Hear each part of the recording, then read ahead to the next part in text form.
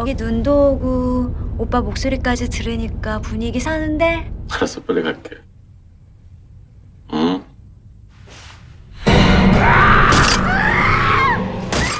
약혼녀의 죽음. 도무지 믿기지 않는 현실에 김수현은 충격에 빠집니다. 하지만 이내 마음을 추스르고 복수를 다짐하죠. 약속을 그 4명을 가장 유력한 용의자라고 보는 모양이야. 형사 출신이었던 예비장인. 그에게서 용의자들의 신상을 입수한 김수현은 그들을 한 명 한 명 찾아가 범인을 잡아내려 하는데,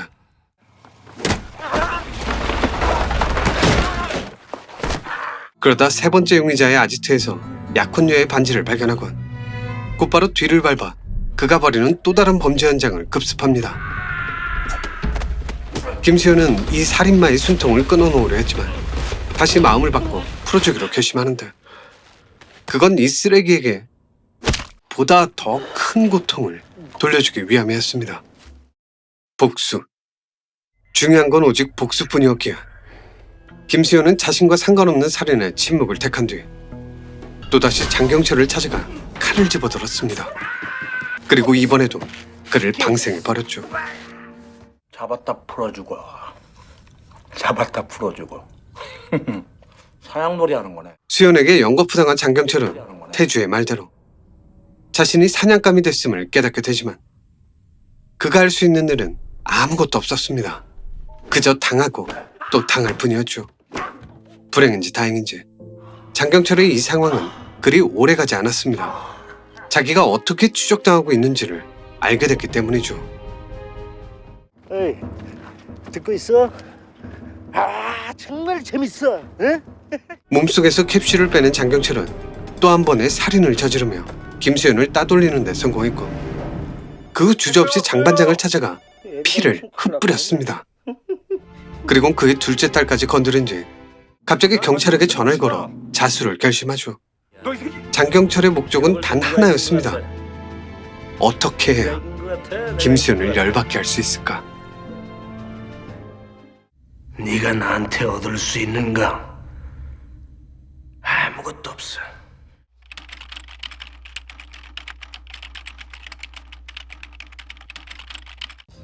영화는 미장센의 대가 김지훈 감독의 작품입니다. 그는 1994년 이성주 감독의 어린 연인이란 작품으로 영화판에 뛰어들었고, 이듬해인 1995년 맨이란 작품에서 스토리보드로 참여합니다. 그러다 3년 뒤인 1998년 조용한 가족으로 드디어 감독 데뷔를 하게 되죠. 같은 해 단편영화 사랑의 힘에도 참여했고요. 그는 2년 뒤 송강호 주연의 반치광과 신하균과 함께했던 디지털 단편영화 커밍아웃을 동시에 들고 돌아옵니다. 2002년엔 옴니버스 공포영화 3에 참여를 했고, 다음엔 다시 한 번 더 공포영화에 도전하는데, 이때 만들어진 장화홍련은 한국형 공포영화를 논함에 있어서 절대로 빼놓을 수 없는 그런 작품으로 남게 됩니다. 2005년엔 한국형 누아르의 정점에 서 있는 달콤한 인생을, 2008년엔 다시 한번 장르를 바꿔 한국형 서부영화인 놈놈놈을 선보였고, 이후 3년 동안 본작 악마를 보았다를 시작으로 매년 작품에 참여하며 자신의 역량을 더욱더 끌어올리는 데 집중했습니다. 그 결과 2013년 드디어 헐리우드에 진출하게 되죠. 아놀드 슈왈처 제네거 주연의 라스트 스탠드.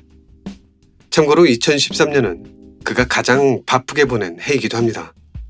사랑의 가위바위보와 더 X라는 두 편의 단편 영화에 참여하기도 했고, 최동훈, 봉준호와 함께 다큐멘터리 거장에 출연했습니다.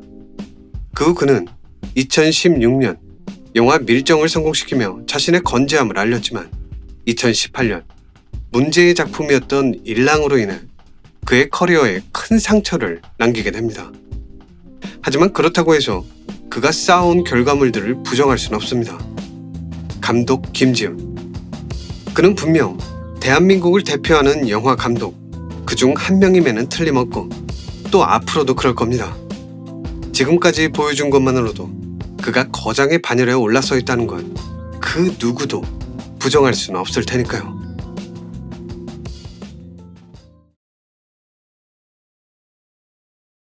장경철은 총 12명의 사람에게 피해를 줬습니다. 이 중 살해당한 사람은 6명이었고 성범죄의 대상이 된 사람은 4명, 단순 폭행 1명, 중상 1명이었죠. 그럼 장경철의 범행 일지를 잠깐 훑어보도록 하죠. 눈 덮인 도로를 질주하다 멈춰 서 있는 차를 발견한 장경철은 상대가 여자라는 것과 그 여자가 혼자라는 걸 확인한 뒤 둔기로 머리를 내리쳤습니다. 그 후 여자를 차에 태운 뒤 자신의 숙소로 끌고 가 단두대에 올려놓고 목을 쳐냈죠. 시체는 처리하기 좋게 토막을 냈고 흔히 구할 수 있는 검은 봉지에 나눠 담은 뒤 근처 강가에 버렸습니다. 머리는 그냥 강물에 던져버렸고요. 늦은 밤 또다시 도로를 배회하던 장경철은 막차를 놓친 여자를 발견하고 자신의 차에 태웠습니다. 이번에도 둔기를 사용해 머리를 내리쳤고 목을 잘라냈습니다. 학원 셔틀 기사였던 장경철은 여느 때와 다름없이 아이들의 귀가를 도와주다 뭔가 이상한 낌새를 눈치채고 혼자 남은 여학생을 외딴 곳으로 끌고 갔습니다. 그 후 강간을 시도했지만 갑자기 나타난 김세윤 때문에 실패하게 되죠. 부러진 팔을 부여잡고 도로 위를 걷던 장경철은 택시에 올라타는데 또다시 이상한 기운을 감지하곤 주머니에 숨겨두고 있던 칼을 꺼내 2인조 택시강도 둘 모두를 죽여버립니다. 장경철은 병원에서 치료를 받은 뒤 간호사를 희롱했습니다. 아니에요. 그러다 강제로 관계를 맺으려 했지만 김세현 때문에 또다시 물을 먹게 되죠. 태주를 찾아간 장경철은 그와 같이 지내던 세정을 강간하고 결국 3번째 시도 만에 사정을 하며 욕정을 풀게 됩니다. 약국에 쳐들어간 장경철은 약을 구한 후 약사의 목을 땄습니다. 그 후 몸속에서 캡슐을 빼내곤 죄 없는 택시기사를 폭행한 뒤 차까지 강탈해버렸죠. 장경철은 장반장, 그러니까 김수현의 약혼녀 주연의 아버지를 칼로 찌른 후 그의 얼굴을 아령으로 계속 내리쳤습니다. 그리고 때마침 귀가하던 주연의 동생까지 숨통을 끊어놓았죠.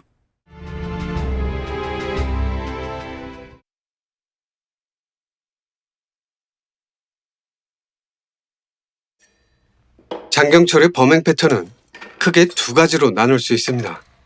하나는 김수현을 만나기 전, 또 하나는 김수현을 만나고 난 후. 일단 김수현을 만나기 전 그는 가면을 쓰고 살던 인물이었습니다. 학원 셔틀버스 기사 일을 하며 철저하게 정체를 숨기고 있었죠. 그래서인지 이때까지의 장경철은 피해자에게 접근할 당시 아주 친절한 모습으로 등장했습니다. 도로에 멈춰 서 있던 주연에게 타이어를 고쳐주겠다며 손을 내밀었고 막차를 놓친 여자에게 근처까지 태워다 주겠다며 친절을 베풀었죠. 학원 선생님과 대화할 때 또한 크게 다르지 않았습니다. 길에 견인차 오려면 시간이 좀 걸릴 텐데. 가만 있어봐요. 내가 바퀴 좀 봐줄게요. 아이 성인 아파트요 앞인데 뭐 괜찮아요 타요. 아이 괜찮아요 타세요. 기사님, 애들 딴 데 내려주지 마세요. 아 예. 수고하세요. 예. 이러한 상황을 상징적으로 보여주던 게 천사의 날개였다고 생각합니다. 밖에 눈이 오건 말건 백밀러에 뭐가 비치건 말건 어찌됐건 우린 어둠 속에서 아름답게 빛나던 이 날개의 시선을 빼앗겼고 피해자들처럼 그것만을 바라봤습니다.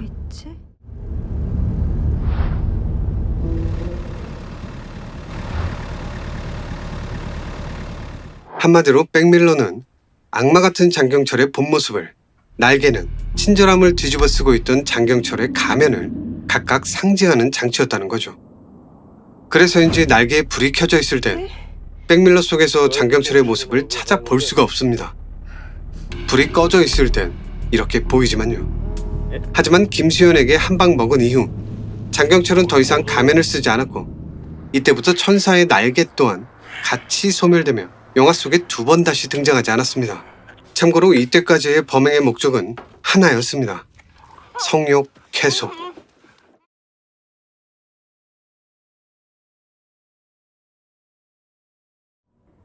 김수현과 첫 만남 이후 장경철은 그전과는 다른 모습을 보이기 시작했습니다.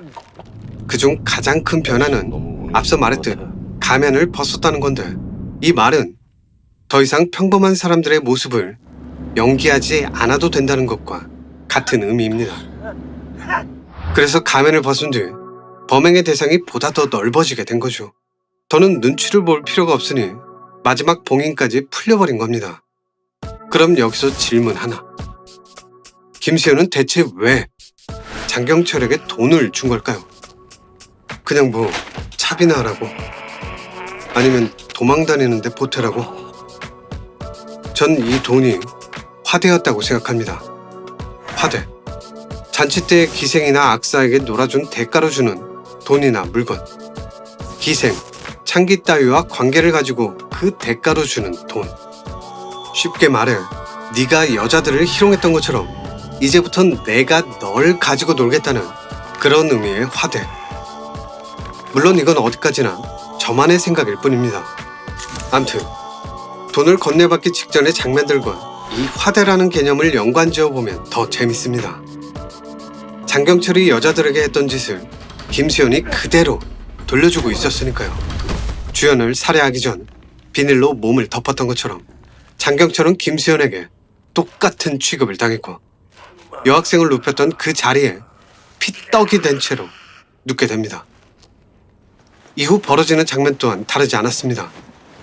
차를 타고 사냥감을 노리던 위치에서 피해자들처럼 도로를 배회하는 신세가 됐고, 그것도 모자라 2인조 강도, 그러니까 차에 탄 다른 사냥꾼의 표적이 되기까지 했습니다. 그리고 이들 역시 장경철이 그랬던 것처럼 아주 친절한 가면을 쓰고 있는 설정이었죠. 버스 끊기셨구나. 어디까지 가세요? 운 좋으시네. 여기서 택시를 다 잡고, 예? 정리하자면 김수현을 만난 후 장경철의 서 있는 위치가 180도 달라졌기에 더 이상은 가면이 필요 없어진 겁니다. 여기서 가면이라는 건 사냥을 보다 더 수월하게 하기 위한 도구, 그 이상도 이하도 아니었으니까요.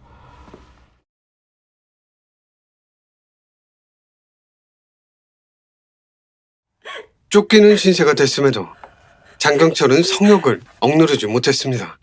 그래서 그에 대한 대가를 치러야만 했는데, 그의 성욕은 태주를 찾아간 뒤 감쪽같이 사라집니다. 더 정확하게 말하면 세정에게 사정을 하고 난 후부터. 그리고 이때를 기점으로 장경철에겐 또 다른 변화가 찾아왔습니다. 총을 집어들며 다시 사냥꾼의 위치로 돌아가게 된 거죠. 물론 얼마 지나지 않아 김수현에게 피떡이 되도록 처맞지만, 결론적으로 장경철은 사정한 이후 더 이상은 성욕에 지배당하지 않았고 잠시나마 주도권을 되찾는 데도 성공했습니다. 어떻게 해줘야 그 새끼가 씨발 바짝 약이 오르려나? 응? 어떻게 해줘야 약이 오르려나? 네가 볼 땐 누가 이긴 것 같아? 네가 이긴 것 같아? 내가 이긴 것 같아?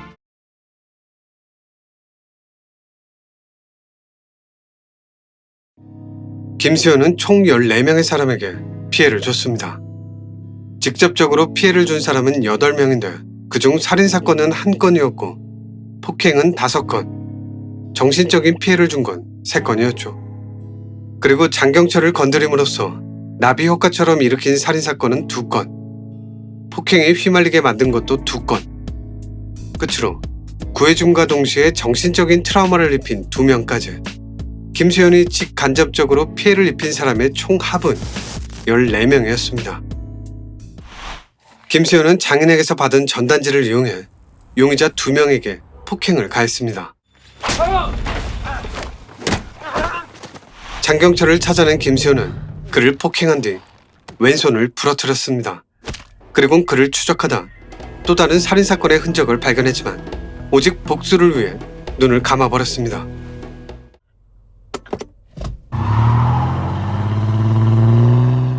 김수현은 장경철을 개패듯이 팬 뒤 그에게 처음으로 말을 걸었습니다. 그리고는 주저없이 아킬레스건을 끊어버렸죠. 기억해둬. 점점 끔찍해질 거야. 장경철의 뒤를 밟은 김수현은 산장으로 침입해 태주의 손에 드라이버를 박아넣었고 장경철과 태주 그리고 세정에게 폭행을 가했습니다.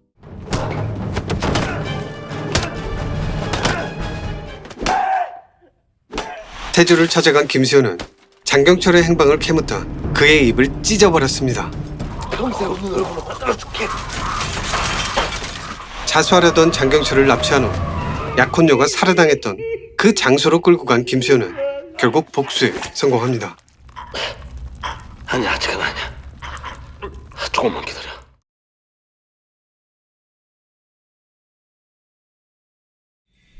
장경철과 김수현은 태주를 보며 같은 말을 내뱉었습니다.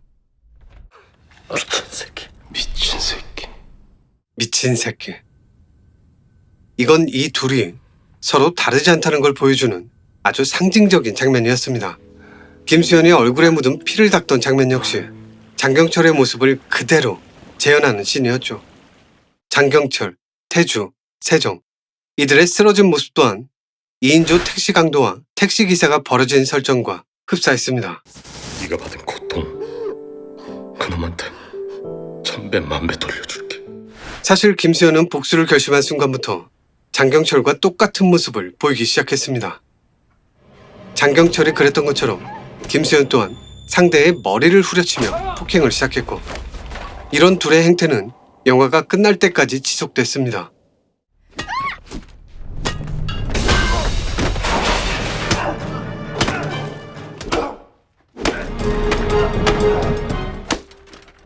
이렇게? 어둠 속으로 사라지는 장경철과 어둠 속에서 등장하는 김수현. 차를 타고 범행 대상을 노리는 장경철과 차를 타고 장경철을 추적하는 김수현. 차에서 칼을 챙긴 뒤 그걸로 2인조 택시 강도를 공격했던 장경철과 차에서 드라이버를 챙긴 후 태주를 공격했던 김수현. 장경철은 김수현을 열받게 하기 위해서 주연의 가족을 희생시켰고 김수현은 복수를 위해 장경철의 가족을 이용했습니다. 김수현은 장경철의 왼팔을 부러뜨렸고 장경철은 김수현의 왼손을 망가뜨렸습니다. 둘 모두 붕대를 감았고 다친 팔로 운전하는 모습 또한 똑같았죠. 나랑 한번 해보자. 손, 발, 머리 순서 맞지? 니들이 한 대로 똑같이 할 거야. 그리고 김수현이 장경철을 죽여가던 과정 역시 손, 발, 머리 순이었습니다.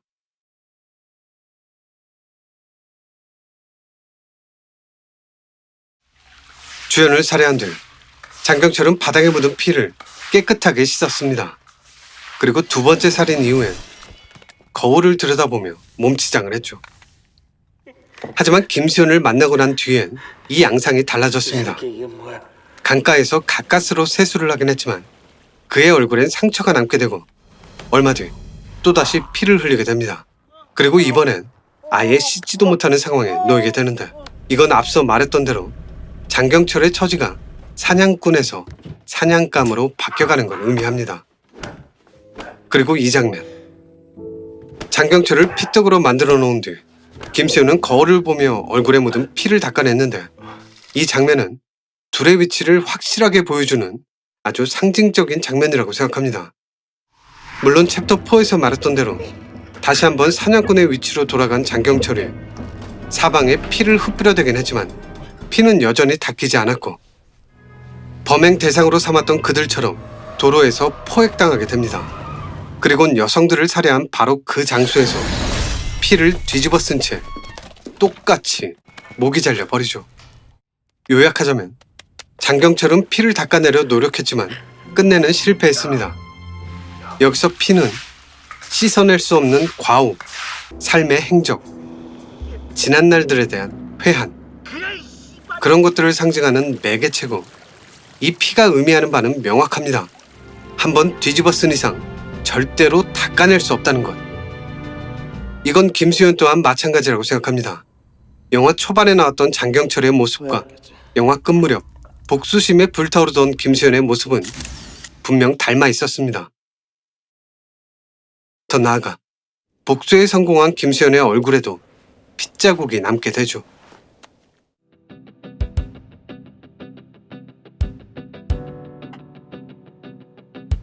배우 최민식은 김수현 배우에게 한석규를 추천했었다고 합니다. 하지만 당시 흥행부진에 시달리고 있었던 한석규는 결국 배역을 따내는 데 실패했고 그 자리를 이병헌이 꿰찼다고 하죠. 두 번째 살인사건 이후 장경철이 연주하던 곡은 애니멀즈의 하우스 오브 더 라이징 선이란 곡인데 이 곡은 미국의 민요라고 합니다.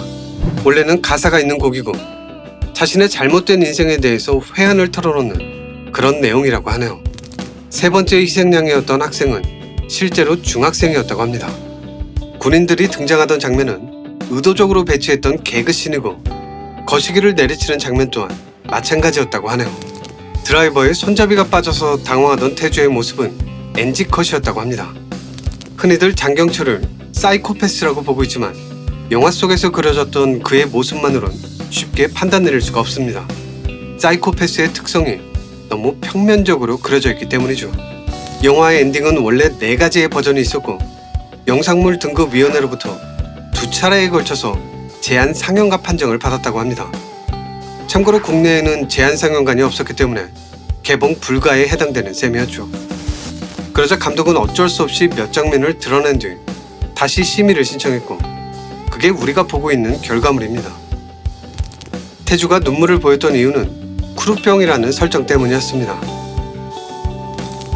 장경철의 아킬레스건을 자르는 장면은 당시 각본가였던 박훈정이 연쇄살인마 기사에 달린 댓글을 보고 반영했던 씬이라고 합니다. 연쇄살인마의 수법보다 댓글 내용이 더 잔인했고 그걸 통쾌하게 생각하는 사람들을 보며 댓글 내용을 실행해서 보여주면 어떻게 받아들일까 궁금했다고 하네요.